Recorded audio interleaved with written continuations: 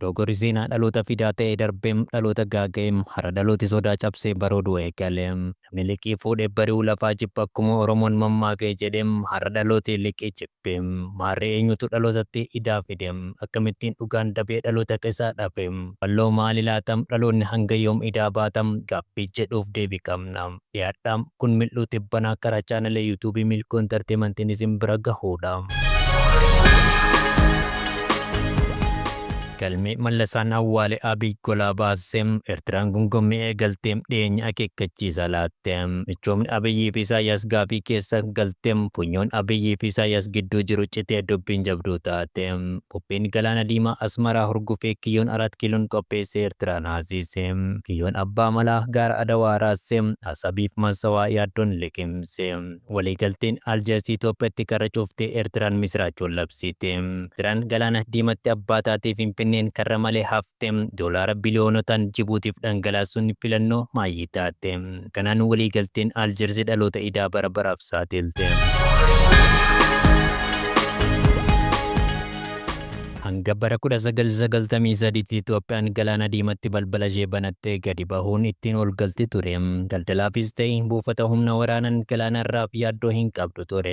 Itoophiyaan biyya guddoo gaanfa Afrikaa keessaa Geopoliticsii addunyaaf iddoo murteessituu taateef biyyoota gurguddoo addunyaa akka Ameerikaa fi Raashiyaaf akka tarsiimootti barbaadamtu ta'uun waggoota dheeraaf tajaajilaa turte.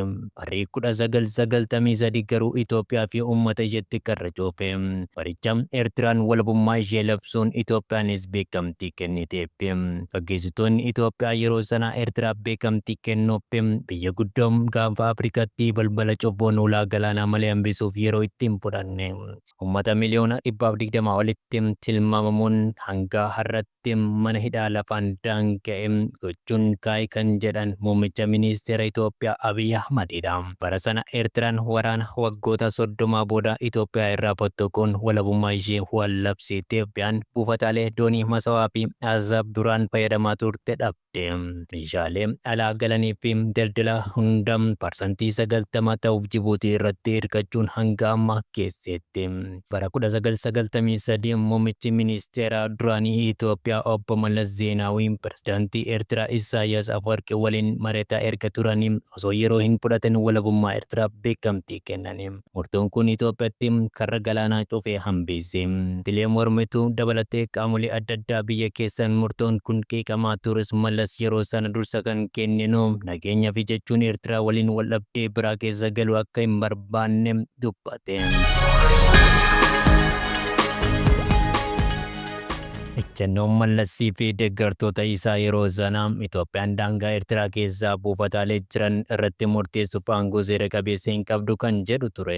Gama biraan kanneen qeeqa irratti dhiyeessaa turan ammoo Itoophiyaan ulaagalaanaa Asab akka fayyadamtuuf Eertiraan yoo hayyamte bakki isaa Itoophiyaan ammoo walabummaa Eertiraaf beekamtii kennuu karaa dandeessuun waliigaltichi gaggeeffamuu qaba ture jechuun kaasaa turan.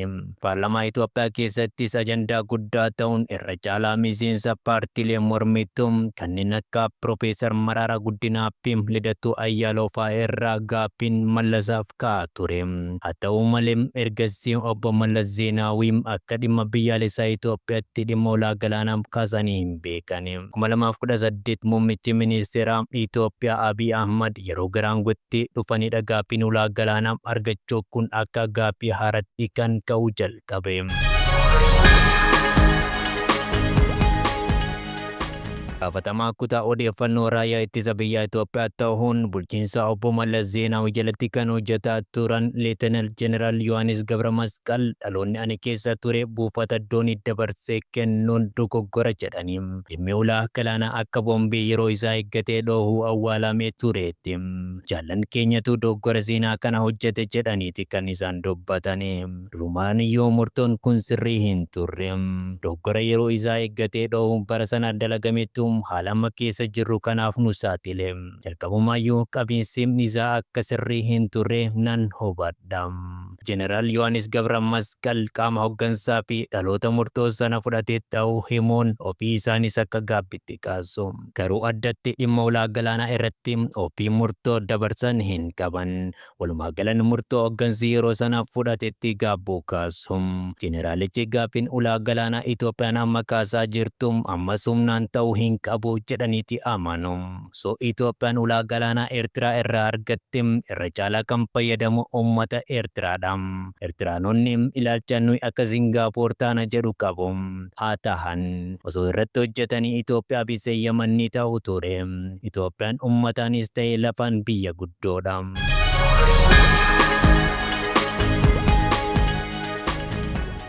Osoo buufata galaanaa argannee biyyoota xixiqqoo naannoo keenya jiranis fudhannee guddachuuf carraa guddaa qabna ture jedhan.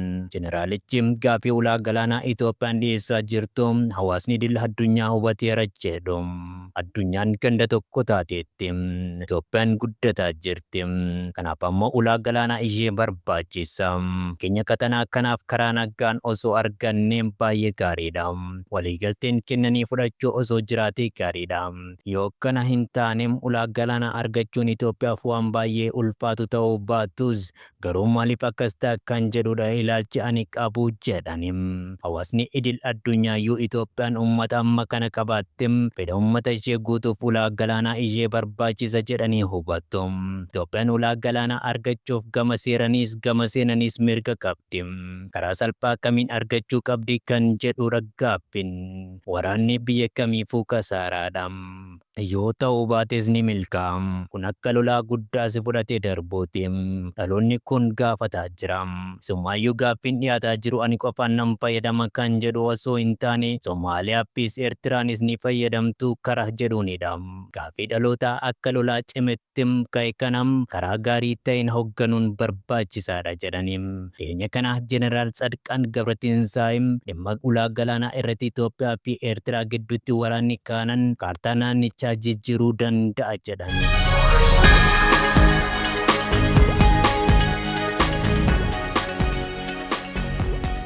Waraana Eertiraa hordofee Itoophiyaa fi Eertiraan yoo xiqqaate waggoota 20 ta'aniif hariiroo dippiloomaasii hunda addaan kutuun akka diinatti wal ilaalaa turan.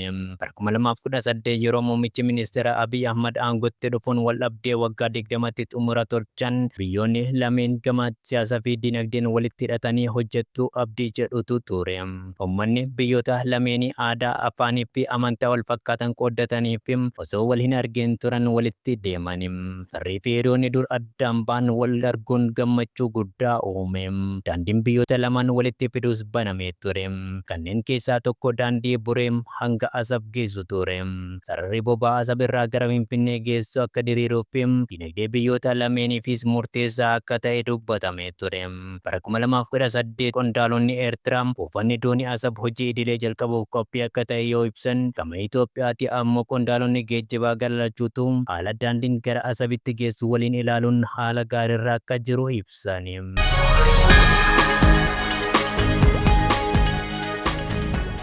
Biyyoonni lameen zoonii dinagdee waloo waliin misoomsuu dabalatee piroojeektiiwwan garaagaraa waliin hojjechuuf walii galuu isaanii waliigaltee Saawud Arabiyaa magaalaa Jiddatti waliin mallatteessan irratti ibsaniiti turan.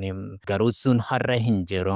Waraana Tigraay fi gaaffii itti fayyadama ulaagalaanaa Itoophiyaan kaastee qabxii wal dhabdee isaanii ta'uu akka hin hafne ka'a. Onkololeessa bara 2023 yeroo muummichi ministeera Abiy Ahmad Itoophiyaaf ulaagalaanaa argachuun dhimma jiraachuu fi jiraachuu dhabuu ta'uu seenessan duubatti deebuun kaartaa Itoophiyaa hanga galaana diimaatti ture akka ragaatti fayyadaman dubbiin ka'e.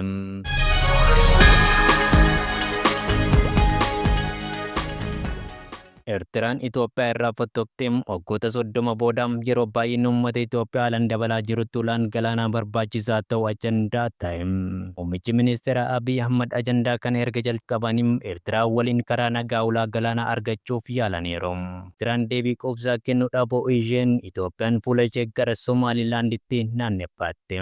Amajjii 1 bara 2024 waliigaltee wal hubannoo Somaalilaand waliin mallatteessite. Kun ammoo Somaaliyaa akka malee dheekkamsiise. Somaliland erga ofiin of bulchuu jalqabdee Eertiraa waliin umrii walitti dhiyaatu qabaattus beekamtii biyyummaa argachuu hin dandeenye. Yeroo Somaliland Itoophiyaaf ulaagalaanaa kennuuf walii galtu kanatti Eertiraan gara Somaaliyaa goruun Masri waliin michummaa addaa hundeessuu ibsani.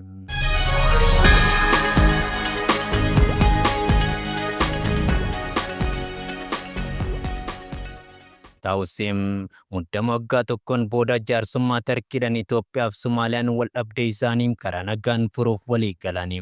Gama teeknikaanis mariin biyyoota lamaan gidduutti mallattaa'eera. Waliigaltichi Itoophiyaan osoo walabummaa Somaaliyaa hin sarbiin akkamiin ulaagalaanaa argatti kan jedhus akka qabu himameera. Muummichi ministeera Itoophiyaa Abiy Ahmad bara 2030tti baay'inni uummata Itoophiyaa gara miliyoona 120 ta'uu ulaagalaanaa malee jiraachuu akka hin dandeenye irra deddeebanii himani. Ulaagalaanaa yeroo dheeraaf dagatamee ture amma Itoophiyaaf dhimma biyyaalessaa ta'eera. Siyaasa gaanfa Afrikaa keessattis ajandaa guddaa ta'eera.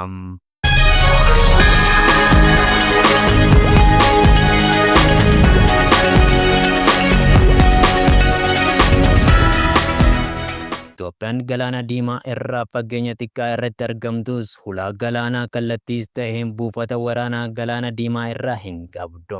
Biyyoonni humna guddaa qaban kanneen akka Ameerikaa, Tarkii, Chaayinaa fi kaanis garuu buufata waraanaa Jibuutii keessaa qabu. Maarreem hordoftoota keenya dhimmi galaana diimaa dhimma jiraachuu fi jiraachuu dhabuu ta'uun dhimma biyyaalessaa ta'een Eertiraa raasaatiin jira.